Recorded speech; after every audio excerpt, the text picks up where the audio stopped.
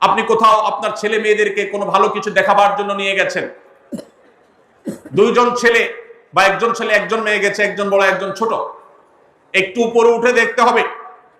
সেজন্য যে বড় 15 বছর বয়স, তার দেখার সুবিধার জন্য 3টা ইট দিয়ে বলেছেন তুমি এবার দাঁড়াও, সে দেখতে পাচ্ছে।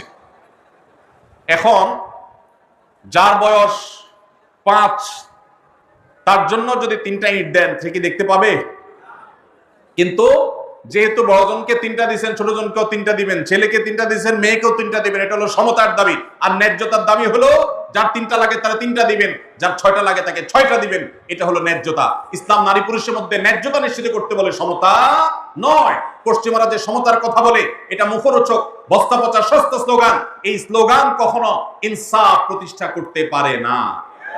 পশ্চিমাদের সমাজ ব্যবস্থা ইনসাফ প্রতিষ্ঠা হয় নাই। নারীরা মুসলমানদের চাইতে 1000 গুণ বেশি নিগৃহীত, নিষ্পেষিত।